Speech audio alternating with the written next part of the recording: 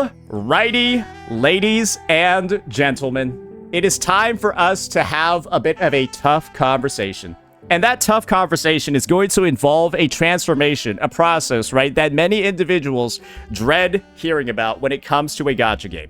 And that is, unfortunately, in this case, ladies and gentlemen, it is going to be the Genshinification.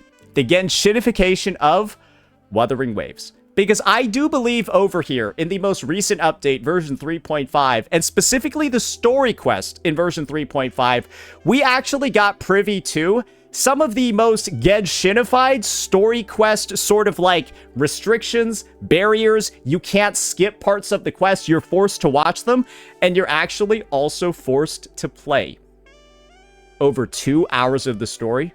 Actually, more like 2 hours and 30 minutes of the story before you're allowed to leave it and do anything else. You are actually stuck in an instance. You can't do dailies. You can't do anything unless you play a whole 2 hours and 30 minutes of story, or you skip it. And so that is going to be the first instance over here that we're going to be talking about when it comes to Genshinification. Forcing players to play the story instead of making the story good enough for them to play on their own. Because how else am I supposed to view you as developers when you remove the skip button from the game? What am I supposed to think about the story when you're removing the skip button for certain parts? Does that mean that you don't trust me with this part of the story to watch it fully? You haven't crafted this part of the story with enough intention or care in the writing or the scripting, right?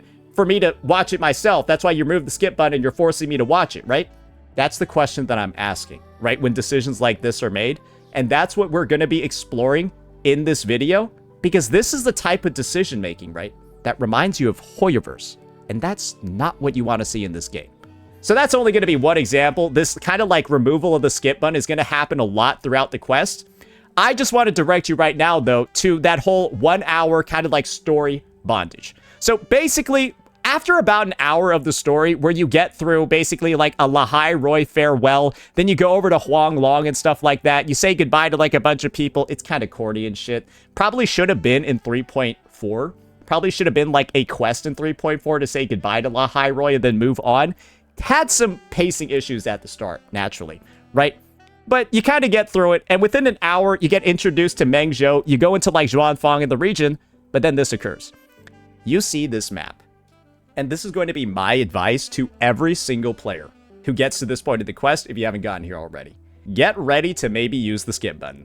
Because good God, after you start this quest, after you click escape, you see 3 days ago dawn, you see all this shit, you see the timeline and all of that.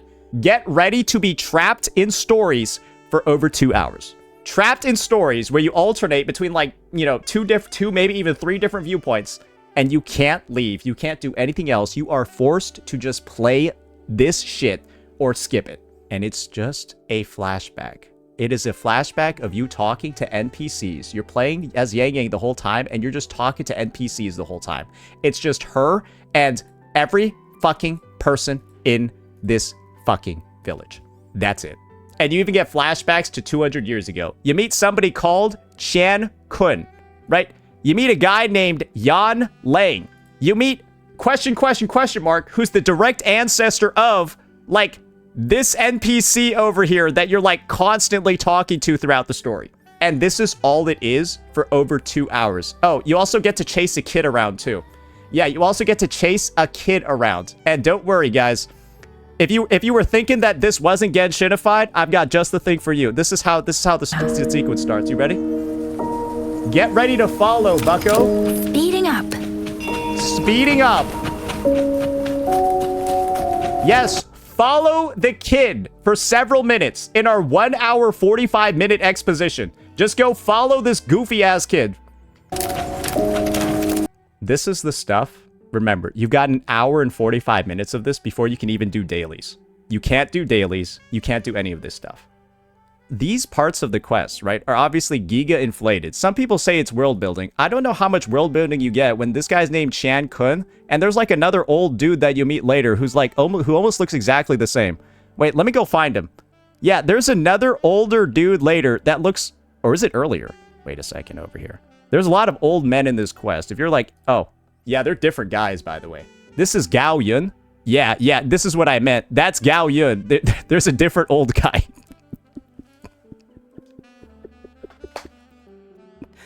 Bro, people are telling you that you have ADHD if you don't really care about these villagers. The devs don't care enough to make them look different. The devs don't care enough to actually differentiate these guys in the village. You're just speed running interactions with a bunch of NPCs. And this is the unfortunate part.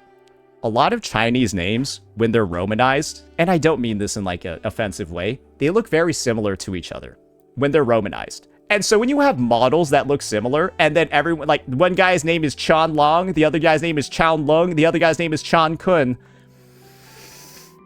and they're all old men with white hair, and they're all kind of wearing the same thing, you lose the individuality as well when it comes to designs. Simply because of the whole regional thing that's going on too. And apparently Chinese characters lose their meaning as well when they're Romanized. And that's a bit rough. So this entire sequence over here, right, it causes a lot of issues. Especially when this starts an hour into the quest. Sorry, 2 hours plus of exposition. And so it starts an hour over here, right? And the exposition, guys, it ends around here. So it looks like a literal 1/3 of the quest is on Yang Yang's exposition in a random backwater village. Also that we can justify her aura transformation later. But guys, imagine things, right? Like you having to follow that kid. Or, and this is the worst part over here. Get ready for this. Stay strong. Look at what the mission task is here. Just watch this. And let me know if this isn't bloated. Let me know if this isn't Genshinified. Speeding up. Just let me know. Watch this gameplay.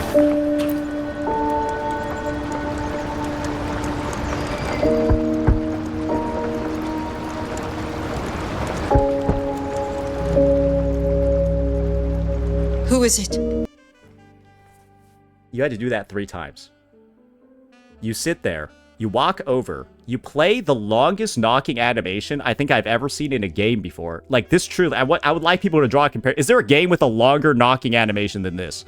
You play the longest knocking animation I've ever seen 3 times. Just to get 1 line of dialogue from NPCs for world building. Is this truly enriching gameplay? Is this truly something that is good for an hour? Is it good to know that your playtime in this flashback section was bloated to 1 hour and 45 plus minutes because the playtime is being added up or just added onto by shit like this? Is that good? Probably not. That's probably going to cause a lot of issues for pacing, and people are going to be wondering why they're spending so much time here. And that is one of the biggest issues that I see.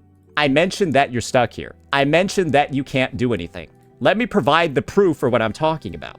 This is what it looks like when you try to leave when you're not allowed to, right? Most people would look at the UI elements of this game and trust them to be able to at least guide them, right? I pressed P to quit because that's what it says here. Press P to quit, get out of the quest so you can go do something else. And this is how you know Kuro Games is not used to these restrictions. They can't even code it properly. And this is what I mean. They're not used to putting in Genshin level requirements to play the quest. They're not used to putting in oh, how can we literally enslave our players to force them to play this quest? They're so unserious about this bullshit that they didn't even test it. Bro, you can literally see right here, I chose the sweet line for the story, right? I press P to quit, assuming I can get out and do world exploration. This is what happens.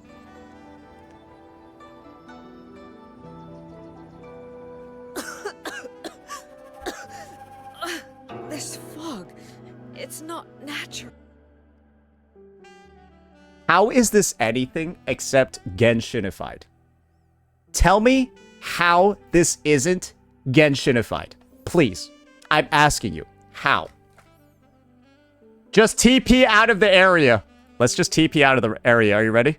Yeah, because we totally already tried that, chatter. Are you ready? Let's check it out. I have like shit to do in Jinzo, right? Or like what if I'm like trying to farm some Tassafield? So I guess for some context over here, this is where you're able to select various lines in the quest. And unless you keep playing the quest, you're stuck here. You can't leave. You can't do anything.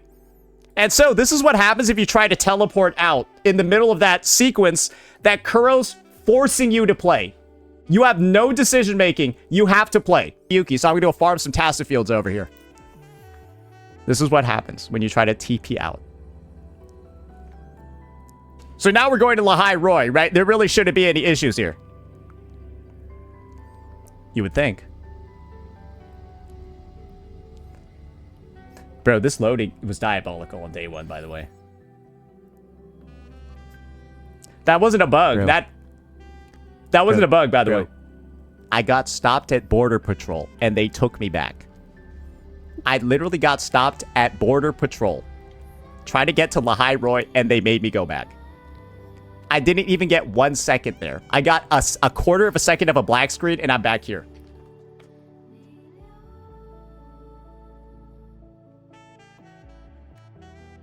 What is this other than Genshinified? Play our quest. We don't trust this quest enough for you to play it. We know you're gonna skip it unless we force you to play this. Play it now, little piggy. And we're forcing you to play for 2+ fucking hours. Because the second you end up here and you see this UI, bro, you are here for the next 2+ hours. And they don't warn you in advance. They don't tell you that you're gonna be stuck here. They don't tell you to free up your schedule. They don't tell you that you can't leave. You're just not told any of this shit, and then you get into possibly one of the worst story arcs this game has ever produced, and you can't get out of it until you skip it or you're done. I've made a take about this quest that I'd like to see age in 5 months. I am saying that this will be called the Aranara quest of Wuthering Waves. This quest will be considered the Aranara quest of Wuwa. With how bad the pacing is, how they're forcing you to essentially do it to do anything else in the region. Because I should have mentioned this at the start, but I'll mention it now anyways. You can't do anything in the update without doing the quest. You can't build Yang Yang. You can't even do the holograms. You can't even do, like, you can't fucking do this. You can't do that. None of this stuff unless you do the quest. You can't explore Mengzhou either. Can't do your Tassafields. Can't pick up the flowers. None of this stuff until you do that 2-hour, 30-minute backstory. 2 hours and 30 minutes of that shit over here, guys. And that's following the first hour that you do. So really, it's more like get ready for about 3 hours of story to do anything in the region. You can't even mint pick either. Has Genshin ever story locked mint picking? Because this is Genshinification. Absolutely. Forcing people to play the story. But it's also, in a lot of ways, going further than Genshinification. Because I don't think Genshin stops you from fucking mint picking. I don't think they story lock it. But that's what Kuro Games, unfortunately, did over here. That's my baseline take. And I think you can see at a baseline, there's pretty much nothing you can disagree with, objectively, from the restrictions that I talked about. Not letting you skip the story, locking you into the story, not warning you about stuff, and making the story experience painful for players, that's a Hoyofication thing. I don't think you can argue that at all.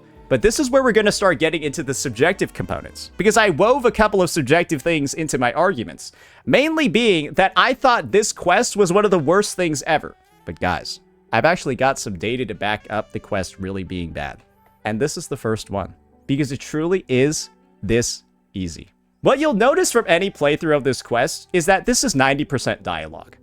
Watching this quest on a Twitch stream is almost equivalent to playing it yourself, because that's just, this quest is about 5% gameplay, 95% dialogue. Maybe that's problems on its own, but I'm just letting you know the viewing medium doesn't really matter here. And this is the viewership of the game 1 day after the patch. This is the lowest I've ever seen the viewership of Wuthering Waves within 48 hours of the patch. How does this occur unless the story has some issues with it? Remember what I said before? You can't do anything else in the update until you do 3+ hours of the story. Doing 3+ hours of the story is a prerequisite for like the rest of the content in this patch. You have effectively given every single content creator, anybody streaming this game, like homework to like stream it. Which is like really odd once you think about it. It's like you should be like ecstatic people are streaming your game in the first place. I don't know why you're making them jump through hoops. And the hoops are some of the worst ones you've ever seen. This is me bringing the data. I'll do a refresh too. Maybe it went up. Okay, I guess it went up. Because you want to see the viewership of other patches? I've got the data right here. And we're going to take a look at the peak number of viewers from across the past couple of versions. Are you ready? Because this is the update yesterday. That's the live stream. That was the Cyberpunk collab. Actually, might as well get the average. Yeah, the average is probably going to be better. That's our update. That is the Cyberpunk collab. And that's the anniversary. That's Sagrika. And that's Imith.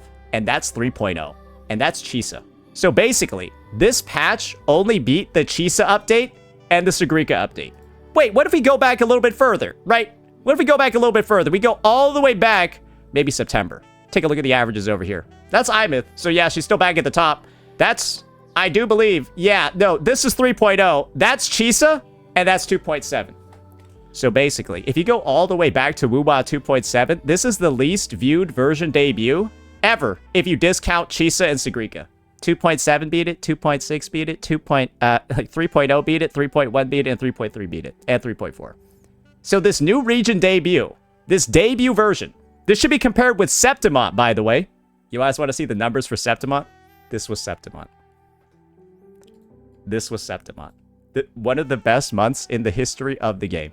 That literally only got beat by 2.0. Septimont was like actually like the second best month in the game. Actually, very close to Cardathea.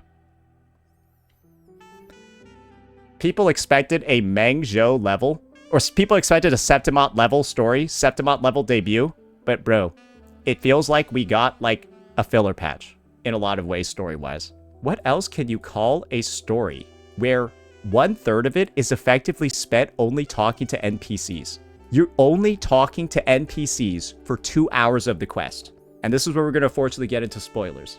Because I need to talk to you about the subjective value of the payoff in this quest. And how it is one of the most pathetic things I think I've ever seen Kuro games produce. The reason why, and this is where we're going to get into spoilers, so my apologies about that. The reason for, or I believe, I don't know what the writers are doing because the story's really shit. My personal belief of the reason behind Yang Yang having a like multi-hour exposition over here is to simply pave the lore justification for why she gains her powers. Because she essentially bonds with a like spirit of a bird in this region, and then the end result is that it sort of like leads her to this village where she recounts the memories of a past conflict from 200 years ago, where like this person's ancestor was like involved, but they're kind of like the present day spirit of them, and so they can kind of like channel their energy or some shit. You get it. It's got like that mysticism, the wuxia, it's all sort of like there. And we've even gotten actual lore professionals, right? Lore professionals like Fat Fluffy Penguin saying, I think this chapter is way more about Yang Yang's personal growth than anything about Rover, but you kind of have to be Chinese to understand why. I am scripting the video on 3.5, but it's kind of hard to explain because a lot of the stuff you need to know when you're taught in it in school in China. I'm not Chinese. Ladies and gentlemen, Saint from the future over here. One last thing that I wanted to mention, right, about this topic introduced by Fat Fluffy Penguin regarding the Chinese symbolism and stuff in the quest. We got actual takes from Chinese players themselves. And it turns out, ladies and gentlemen, the same exact conversations happening in EN are happening in CN as well. So even without the language barrier, right? Even with the buff of being Chinese and growing up with Chinese symbolism and all of that in school, there are still some people saying the quest is boring as shit. So let's just read this response. Many players these days only like to watch recap videos. They can't stand plots that involve any kind of buildup or emotional development. After all, it's precisely these elements that make a plot more complete. Even with the background knowledge of China, the region, the culture, all of that, even Chinese people are saying this shit's boring as hell. So you got to have a lot of particularities, right? To truly be like a fan and enjoyer of this story. One of the big parts is understanding what's actually going on. And even if you do, that's still not enough to make you an automatic enjoyer. And so when the China region and the China story, based off of China themes, isn't necessarily being unilaterally well received in China, You'll see that the opinion is super mixed over there too. So this is kind of like a, oh, who's right, who's wrong? Well, clearly, there's not somebody with a definitive answer over here. So moving on, right? I think that alone, from the lore guy himself, is enough to sort of explain why this quest just maybe isn't that great for a general audience. Because if the prerequisite is growing up in China to understand some of the story plot points, that's a bit rough, because that's kind of something. Growing up is something you only kind of do once, and you can kind of only do it in like one place at a time, and I didn't do that in China. Sorry. I just felt the need to mention that, because I don't think some people understand that not everybody in the world is Chinese. I know it might be surprising, but just wanted to throw that one out there. So that's where a lot of the symbolism stuff comes in. And naturally, right, if you're not too well immersed in this and you don't like sitting through 30-second knocking animations, you might be a little bit bogged down by the pacing that's happening over here, right? You don't like hearing about people that have been dead for 200 years and like their backstories, because why would you need to know a 200-year-old dead person's backstory? You find out all of the backstories of all these fucking characters that died 200 fucking years ago. All for this. Are you ready? I've got the penultimate parts of like this quest. It's so we can go back in time and then give this person who's been dead for 200 years therapy. We tell them everything's actually going to be all... If you cared about this, sure. But that's the entire reason for you spending 2 hours in a random backwater village. It's to give this person, like, therapy, their spirit. In the hometown he loved so dearly. Just listen to this conversation, bro. He loved painting the Shanling birds. They were his voice. They helped him confess what he was too shy to say to me himself. We hear about, like, her parents, her family. She's been dead for 200 years, bro. She's an NPC therapist for this story, and they're not even alive anymore. It feels useless. But people say, oh, you just have ADHD. You're not seeing the full value over here. But these are the scenes that you can't skip. These scenes, specifically, involving this NPC, involving all this mysticism shit and all of that, these are the ones you're unable to skip. And they're easily the ones that, for a general audience, you're gonna find mind-numbingly boring. Because you don't have that backup of, like, the symbolism and the knowledge to truly find that significance over here. And I imagine, right, I could see a similar sort of thing happen in Western storytelling. Think about this, for example, right? And I mean this in the most non-offensive way.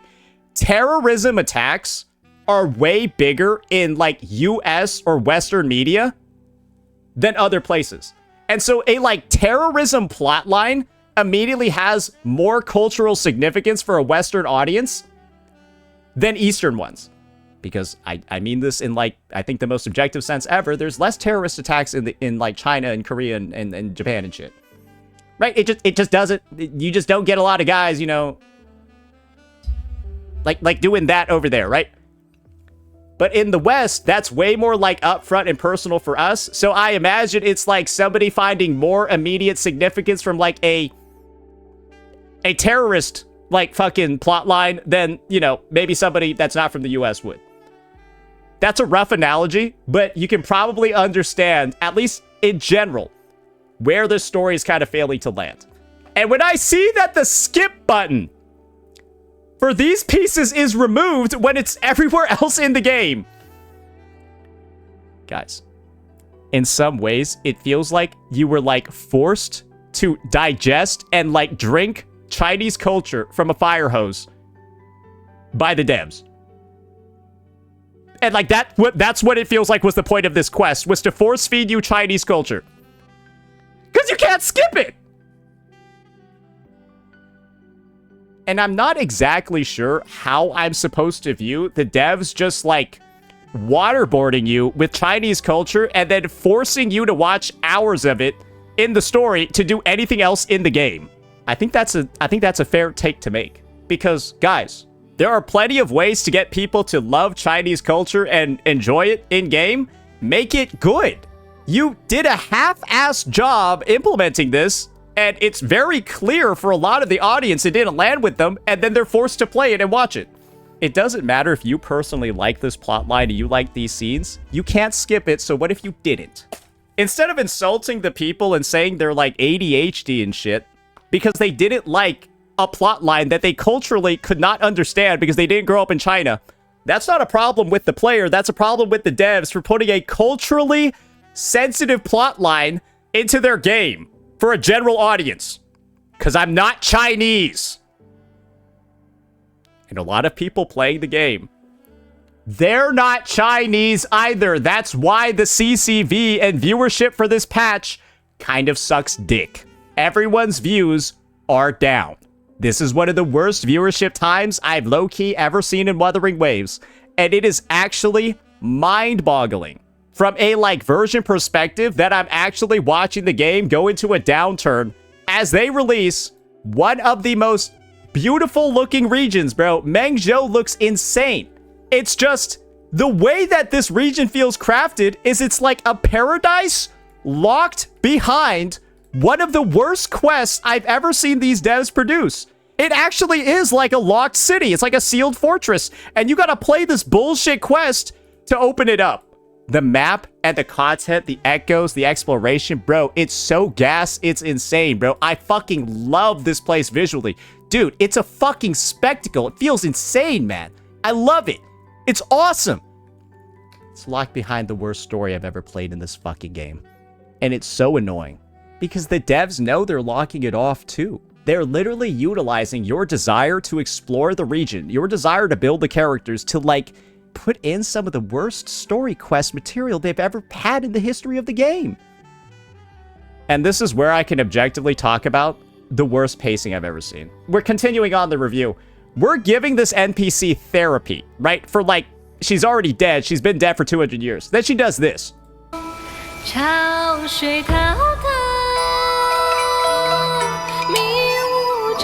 I'm trying to be culturally sensitive here, but I was not a fan. So that just goes for I kind of don't want to play it anymore, and I feel like the viewers don't either. So that just goes on for a bit.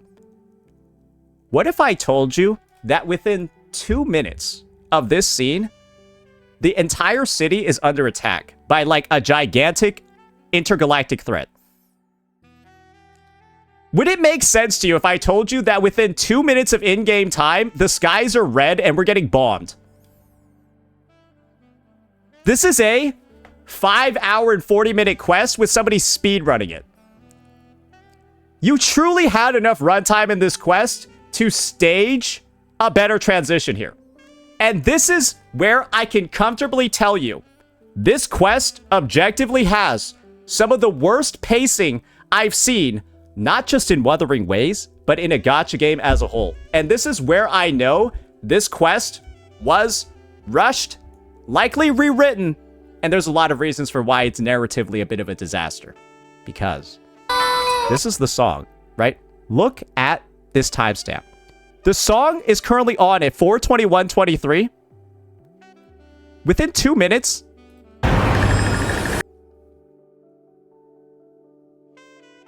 that's within 2 minutes of that song starting. Now, let me just tell you this.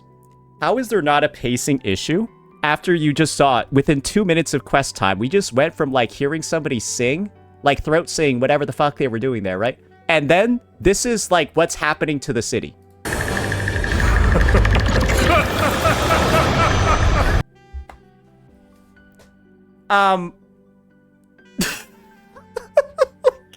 I'll take a participant from chat over here, right? Because a lot of people have kind of gotten into this mindset that me critiquing the story must mean that I just am a story hater. Hayato Yosumi, you like typing retarded shit. Just say you're not a story guy.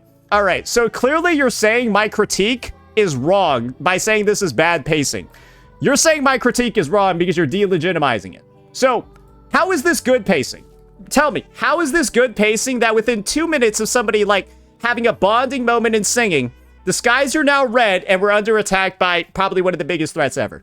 You're saying this is good pacing. My critique is illegitimate. Why is it good pacing? You're up, buddy. Let's see it. All right, come on. Hayato Susumi, let's see it. Why is this good pacing? You got 10 seconds. I'm not going to give you all day. And if you don't answer, you will be banned. I never said anything about pacing.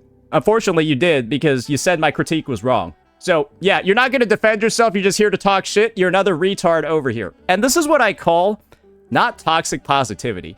This is toxic retardation. Because all this guy did, I went to you and I showed you objectively how this story has bad pacing, how it took away from the narrative and how this isn't good. And the guy just said, oh, you just hate stories. Let's get out of here now. And that's what I call toxic retardation. Because people at this point aren't even listening to the reasons. They're just hearing somebody say they don't like the story. They don't like parts of the story. And they're just automatically assuming that they're a hater. And this pacing drop of going from somebody singing like a bonding emotional moment, letting out their traumas, all of that, and now the skies are red and we're getting fucking orbitally nuked. Guys, it goes crazier than this. Look.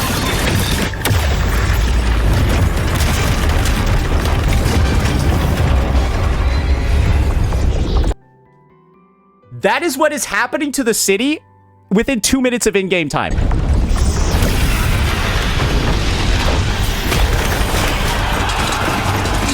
We can't let them...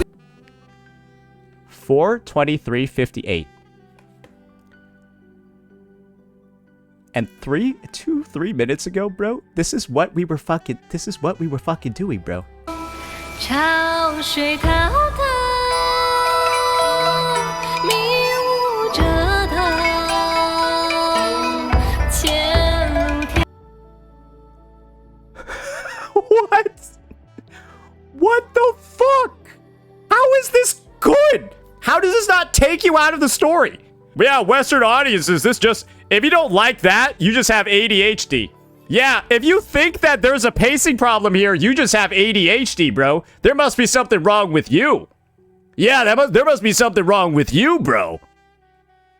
That's the narrative. I'm not joking, ladies and gentlemen. That is literally the narrative. So basically, I'm kind of like looking in here where people have been making some very, very fun posts. Right? Because I said this quest is some of the worst pacing. This is some of the worst shit I've ever seen. This mission isn't made for the TikTok generation. These guys are implying, if you don't like this quest, you have low attention span. This is my counterpoint. If you can't critique this quest for the pacing issues, you have no attention span. You provably have no attention span. Because how can you not call out the pacing of this quest when literally this is an Act 2 and it's this obvious? That's fucked up. If you can't even register this as a critique in your analysis, you didn't even try to analyze this quest. You are the individual that's a TikTok brainer. You're the individual with no ability to critically think. You're the individual who has the issues. Because you actually need to have ADHD to have no issues with this pacing. Because this pacing is like somebody with ADHD. 0 to 100 immediately. We go from throat singing with a 200-year-old dead person to getting the fucking city nuked in 2 minutes of in-game time. And if you thought that's normal, you are the one with the low attention span. And that's the proof. Ladies and gentlemen, that is currently the narrative against people critiquing this quest. Like I said before, this is toxic retardation. Because how can you be calling other people TikTok-brained if you can't call this out? And this is the thing. Some people are saying people are entitled to their own opinion. This part being bad pacing is not an opinion. It's a fact. This is awful fucking pacing that makes no sense. It's 0 to 100 to a degree that is objective and can be called out. It is a fact. The pacing here is insane. There's no opinion to have about it. It's a fact. And if you're not willing to call it out, then that's more of an explanation about you as a critiquer. You're simply not willing to critique properly. And that's why I'm doing it here. Because this is where I get into decent parts of the quest. Decent parts. I really like Soy Soy's section. Yes, I know I crashed out because I couldn't leave, but Soy Soy and her arc with Sin was easily the best part of the quest for me. I would rate this individual piece over here, her little mini portion, easily an 8 out of 10.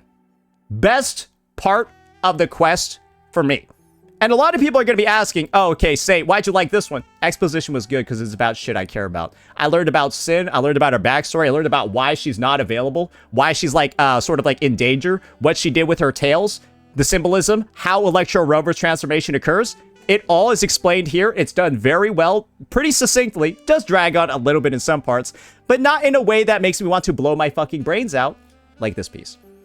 I hate this character so much, it's unreal. And I'm pretty sure she got more screen time during the quest than Yang Yang, which is unbelievable, to be honest. If she's not playable in the future, what an absolute waste of time from everybody involved, including the players and the fucking devs. Like, at this point, you have to make this bitch playable because this was her quest. This wasn't a Yang Yang quest, it was a fucking Long Yu quest. And this being a Long Yu quest and all of the other stuff, it's why I didn't like Act 2. Because this is the funny fucking thing, guys. People have made this take, right? This guy Sane is retarded as fuck. Who even watches him for story analysis and playthroughs? Anyone with more than 2 brain cells can watch his trailer reaction videos and understand he's just a hype and aura merchant. Nothing more.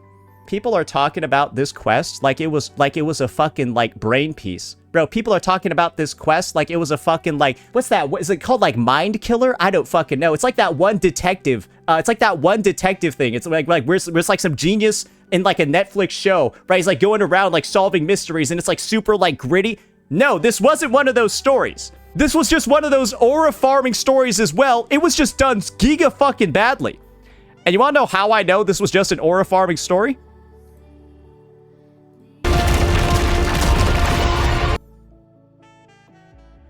Shut up. If this is in your quest, how are you even talking about the aura farming and the stuff like that? That's called world building? Okay, Ozuri, you got one opportunity, brother. What are you calling world building and why am I an idiot? Because like you didn't explain either of those, so I'm like a little confused. I read your message and I assume you're a fucking idiot. Because you didn't specify anything, it just makes it look like you're like shouting at the clouds, like hoping to be right. That's what your comment reads like, so I just want to give you the opportunity to explain yourself. All right. Shirley here responded, right? Like Shirley, I'm gonna go into and I'm gonna see a response on his profile around channel activity. You do, dude. This guy is so idiotic. That's called world building. You fucking idiot. So, like, are you ever gonna explain yourself, or are you just in here saying I'm dumb and wrong, and that's all you're gonna do with no action? I'm saying facts and giving you proof and evidence. You just call me dumb and wrong. Like, there hasn't been a single, like, explanation for anything you said. You just called me dumb and wrong, like, 3 times. Bro, Ozri, are you gonna type something? This is the person that's defending this quest. I've simply just asked them to describe what's world building. They're the ones that yelled, that's called world building in my chat. I just asked them to describe what part of the story they're calling world building. They can't even give an answer. Toxic retardation. They're just saying the quest is good, and they can't even explain why. And that's the part over here, ladies and gentlemen, where I can safely say this. The community of people defending this quest, they're Genshinified as well. And this is the truest, easiest example that I can make of it. Bro, I couldn't have PayPal'd this guy for a better cameo. I could have paid him and he would have done a worse job. Because he truly just showed how retarded the people defending this quest are. They don't even know why they're defending it. They're just saying it's good, and they don't know why. I'm mind blown, bro. It's incredible. Because this quest is filled to the brim with aura farming moments, brother. They just don't land properly. And unfortunately, as you can see over here, nobody is getting views on this story quest because none of this shit is landing properly in this update. Otherwise, this wouldn't be one of the lowest viewed Wuthering Waves patch debuts in the history of the game. We're literally approaching 1.x numbers with this one. Actually approaching 1.x numbers with this one. And now it's time for me to finally talk about the last part of the quest. And this is the moment over here that I truly knew the community was cooked, and this was actually a Genshin Impact level story. Let me get actually an excerpt from one person's response to some of my takes. It's actually going to be Neon Infinity. And this is where we're unfortunately, right, going to have to call out an individual for being one of the most goofy motherfuckers I've ever seen in the space. Let's listen to this. One day is all I ask for when it comes to a new patch coming out. One day where I don't have to go on Twitter and see negativity, whether it be warranted or not. Let's break this statement down. He says he wants the world to change around him. I don't care if your critiques are justified. I don't care if your points are 100% accurate and make sense. Please stop critiquing the game so I don't get my feelings hurt. I can't stop myself from looking at opinions online, so I want the entire place to censor themselves and not post a single negative thing so that I don't get hurt. Cause what the fuck is he trying to say here? Bro, what is he trying to fucking listen to this shit? One day is all I ask for when it comes to a new patch coming out.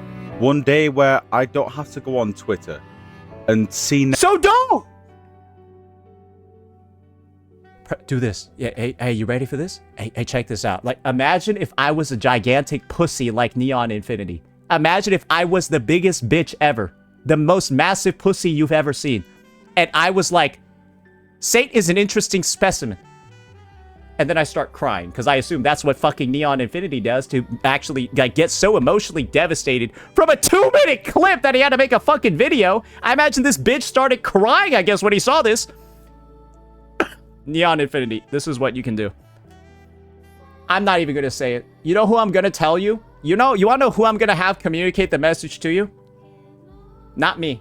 I'm going to get Tyler, the creator, to do it in a tweet he made 12 years ago.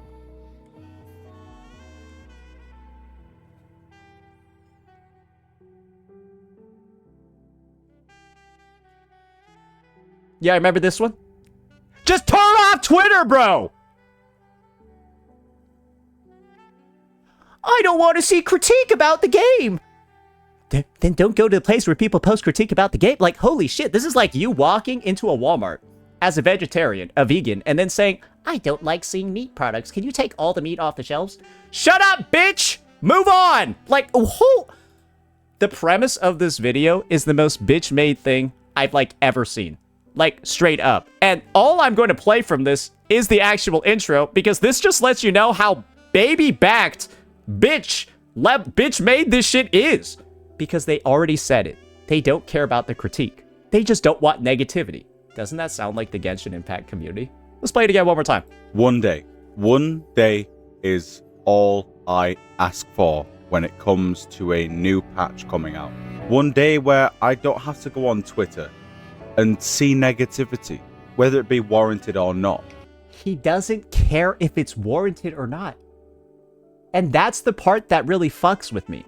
Bro doesn't care if the criticism's justified. He just doesn't want that's Genshinification. That is Genshinification, is it not? This story is so bad that people are Genshinifying themselves, being the most toxic positive retards they could possibly be just to defend it. To the point where we're making videos saying, it doesn't matter if the critique is accurate and real, just please stop talking negatively about the game. You sound like Genshin's strongest warrior, brother. What kind of dog shit video is this? Are you on crack? I'll probably just end it there. I feel like I've done enough damage. That's the level of retardation. Because, guys, you want to see how the viewership's looking? Some people have said, guys, Wuthering Waves 3.5 is a new region introduction, guys. Wuthering Waves 3.5 is a new region introduction. That's why it's not popular.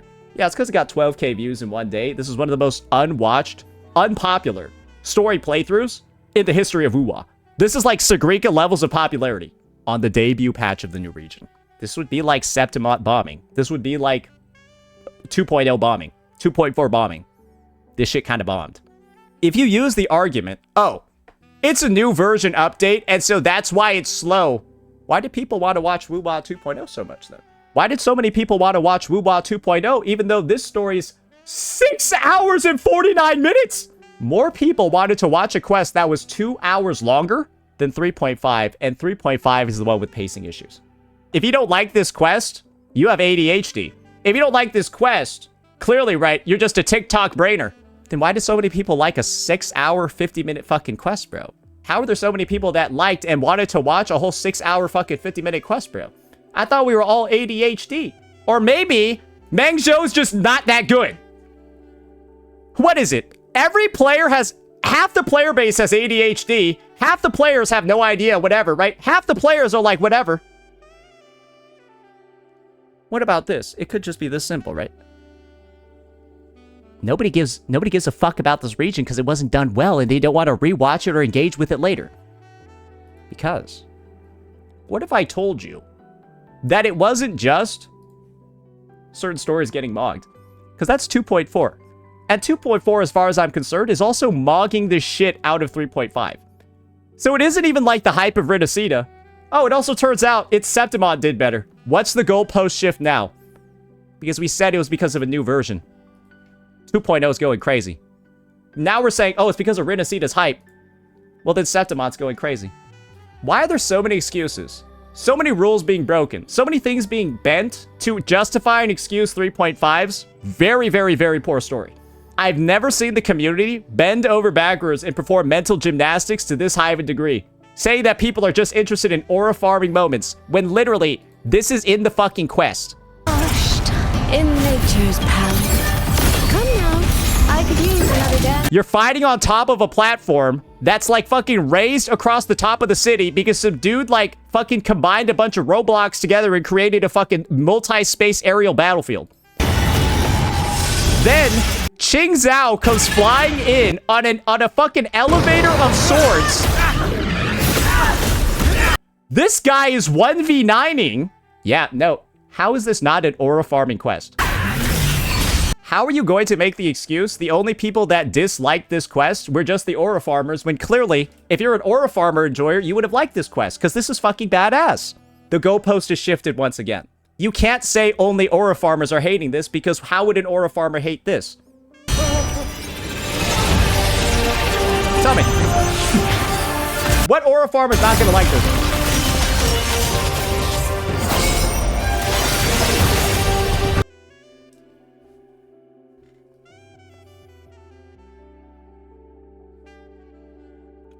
Oh.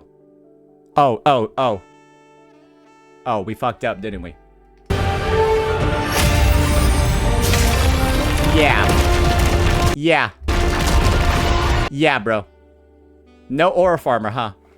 Same for the future here. One last thing that I did want to mention about this whole Qing Zhao scene from 3.5, you know, the sort of the savior. It's a bit of a Deus Ex Machina. Right, and the idea of a Deus Ex Machina over here is that it's sort of like a plot point in like a piece of media where it literally means God from the machine. It describes a plot device where a seemingly unsolvable problem in a story is suddenly and abruptly resolved by an unexpected, highly unlikely occurrence, such as a sudden divine intervention. His giant swords falling from the sky and saving the entire city might fall under that, right? Or a massive lucky coincidence. So like when you have like somebody descending from the heavens to like literally summon a million swords, the Sword Saint, and then like it's like 17 Geralt all like arriving at once, most would describe that as a Deus Ex Machina. And this is what I'll say, because I actually listened to the lore.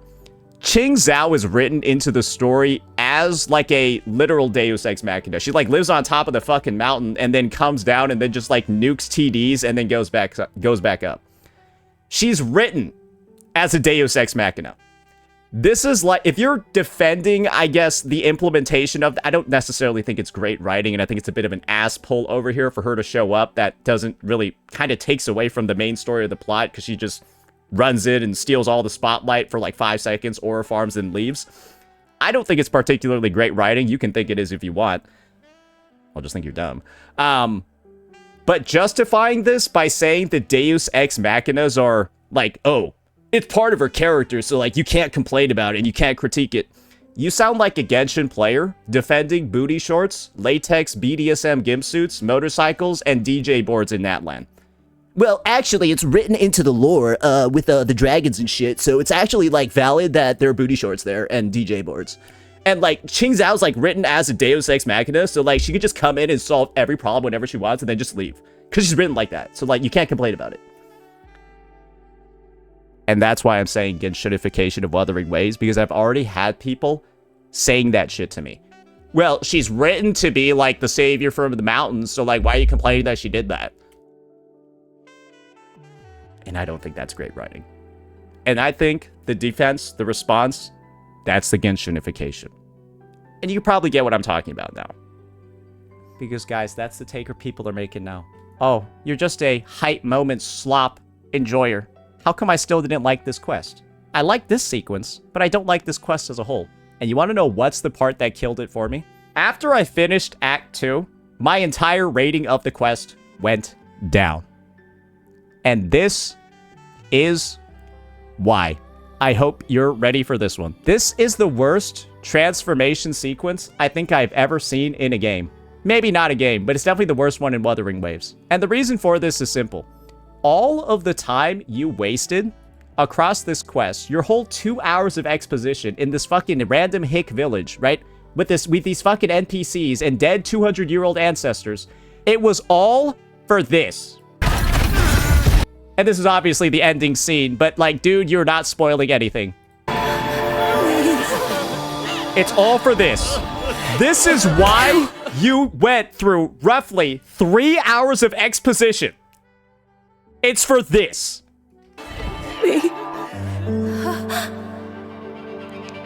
You met all these characters in the patch.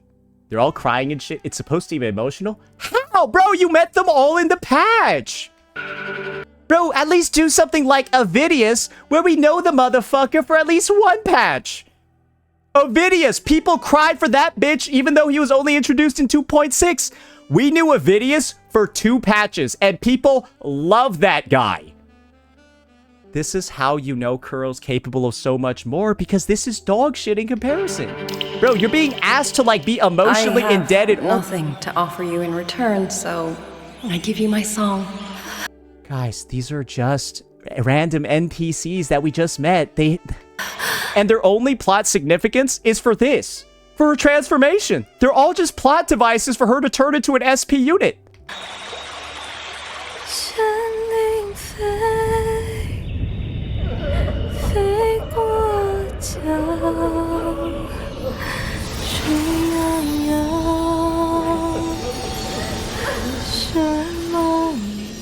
I'm playing this not because it's good, but because I want to show you a very similar sort of climax, and you let me know which one was better, which one was more exciting. And then we'll compare them on a technical level, and I'll tell you why this is so shit, technically.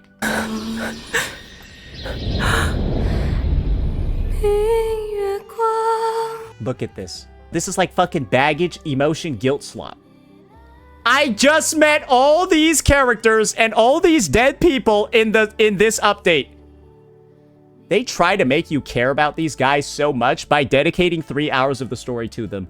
All it did was made me hate every fucker there, and I hope the village gets burned down to the fucking dirt. Look, why? This is what...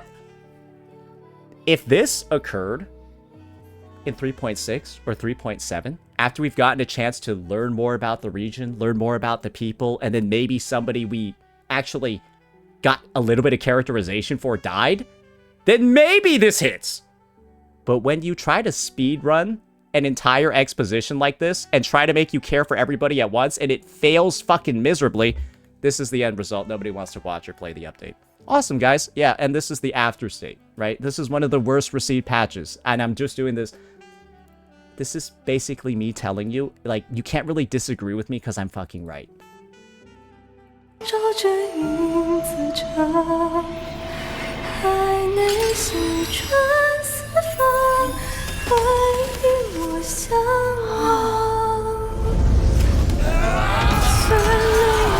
Like, the people are like the Zhuanling birds, and like the Zhuanling bird like likes it's so ass. It's like every bird is like a dead person from like 200 years ago. She like channels their energy and shit. Like, oh, and just you get it, right?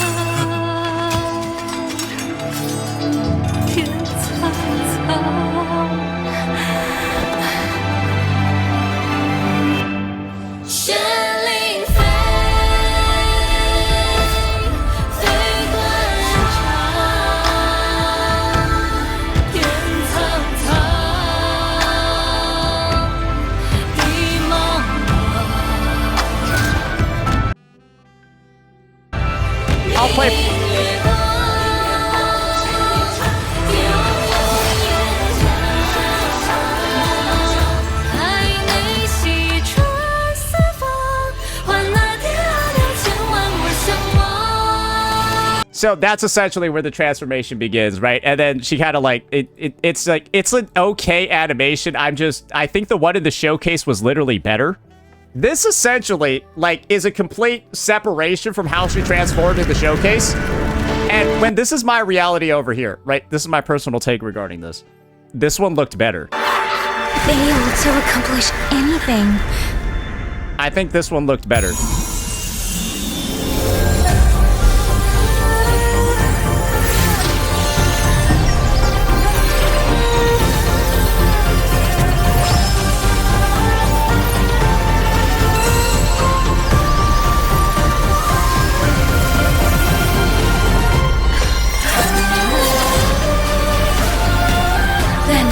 I must sacrifice every...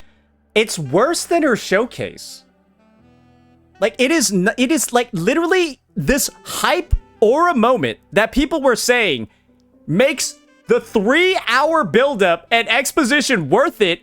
It's worse than her showcase. And that's how I knew all these dumb bitches saying that this exposition, that village section was fine. They're cooked in the fucking head. They probably didn't even play it. They probably just been defending this quest without even playing the quest. Because when the showcase is better than the quest that you had 3 hours of build-up for, this is disgusting, is it not? And I think most people will go through that quest sequence and then tell you the one from the showcase was like more hype and cool. You wanna know why? Because even the basis for the transformation is cooler. She's like about to die and shit and stuff like that. And then like remembers her family, remembers all her bonds and decides she needs to do more and then pushes herself to the limits to transform. Bro, that's so much cooler than this retarded shit they did. I'd rather her SP happen like this. Bro, I would have rather her entire... Bro, it almost seems like this is what they were planning for the character. This is how she was actually supposed to transform. Overclock until she gets it done, and then China was like, no, make her Chinese. Yeah, just make her Chinese.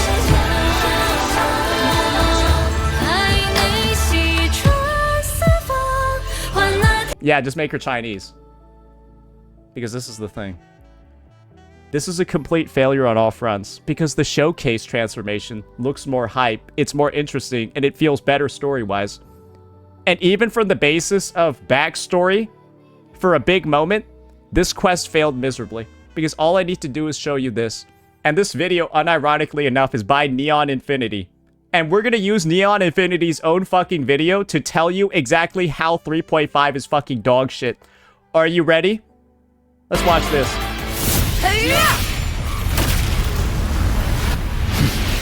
This is 2.6's finale. Worth it moment.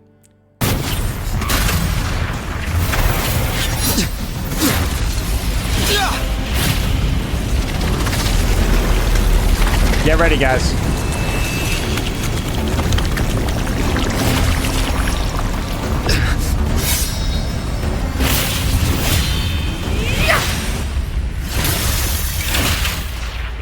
And this is where it begins. Just imagine that both of these scenes are kind of starting at the same part. It's a bit like this, right? Imagine you're starting from here and then you're getting that sort of like transformation ready to go, right? This is basically equivalent parts. Let's see how this one diverges from what we saw in the Yang Yang thing. Spirits lost to the dark tide. Because we're invoking dead people, right? Ancestors, dead people that were killed by this threat to help us.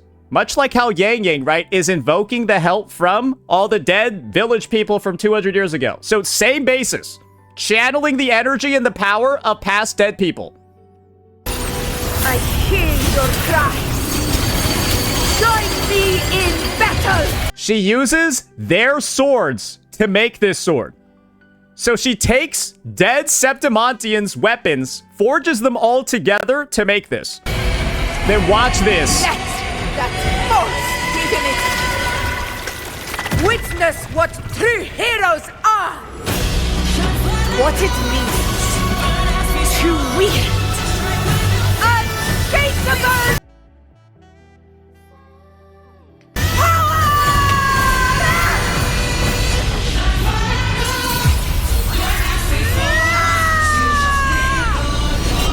We ride with roar.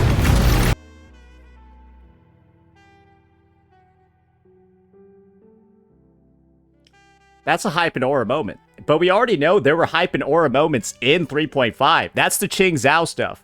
But this hits 4 million times harder, even though it is conceptually the same exact thing. Past ancestors are powering up this attack.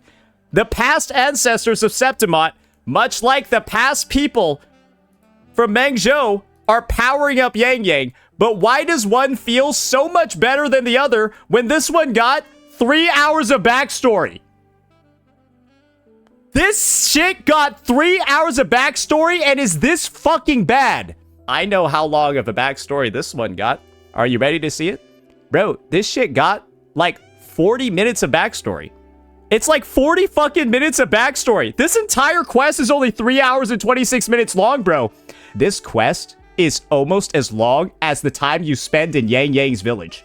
And that's why I've been saying 3.5 story, if it was told in 3.6, after we, I don't know, get a chance to actually know these guys and give a fuck about them, you kind of cared about the Septimontians here, didn't you? You kind of valued the sacrifice they were making. You kind of valued how much power they somehow gave Augusta. Because it's the power of the past Septimontians. You can this is one of my favorite shots in the game. You see all the past gladiators literally showing up behind her to fuel the attack. And this looks like the strongest attack in the history of the game. We ride with Roar. And a big part of Augusta's character is that she's not actually that extraordinary. A big thing about Augusta's character is that her forte is actually very weak, and she does all of this by herself through sheer human will. And so this character, right, that actually has some of the lowest resonance powers on the roster, it's just pure physicality, right? She delivers the strongest attack we've seen in the history of the game. Probably until Imyth and the Exostrider. But she held the previous title for probably strongest attack recorded in the game. In the story, at least. And that was all done with a quarter of the buildup. Because it happened later in Septimont. You got a chance to learn about the Senate. You got a chance to learn about the dynamics. You saw Augusta. You saw Yuno and all these previous quests. And you want to know another amazing part? That just... Y'all remember how this scene preceded it? Yeah, this is when Yuno deletes herself. That's what precedes. So Yuno's sacrifice is actually like retroactively. Like Yuno's actually there retroactively. Because her sacrifice should probably be put into that attack too. Compare it to this. You quadrupled. Damn near quadrupled the amount of time you spent on the backstory. It's worse, even though the plot beats are pretty much the same. And then it feels worse than the actual showcase that came out before the fucking story. And guys, that's why I truly feel like this is the most Genshinified quest in the history of the game. You have it Genshinified from the fact that you're forced to literally play it. You have it Genshinified from the fact that everything in the patch is locked until you play it. You have it Genshinified because once you're an hour in, you're literally stuck in Yang Yang bondage in this fucking village of random people that you've never met before, and you're begged by the devs to care about them for 3 hours. You are literally a therapist for somebody's 200-year-old dead ancestors for a significant part of the quest, and you can't even do your dailies until you're out of that fucking dungeon. And it's just worse. And I think the biggest comparisons you can make of this quest 3.5, it's so near 1-to-1 to Septimont's 2.6, but it somehow is longer and worse in almost every way. Because you even have Avidius in here as like the NPC duo. Like Avidius is like actually like an analog in a lot of ways for bro, I don't even remember her name, bro. What is her fucking name, bro? Like Ling Yang Yu. But people don't fucking hate Avidius. People love this guy. And I feel like it feels like she's being set up like, or Long Yu's being set up like him, but it's so bad. You've got the NPC who ends up having a significant story role. You've got the kind of like actual protagonist, right, who's Augusta. It's like a 1-to-1 to 2.6, but it's just worse in every way because they felt the need to stuff China everywhere. And then you also can't skip it. Bro, I swear, every time this bitch is on the screen, you can't skip the dialogue. Why? Why do they delete the skip button every time she shows up? I don't get it. Why are you forcing us to like this character? Why are you trying so hard? Just make the character likable and people will do the rest themselves, Kuro Games. Because this is Genshinified.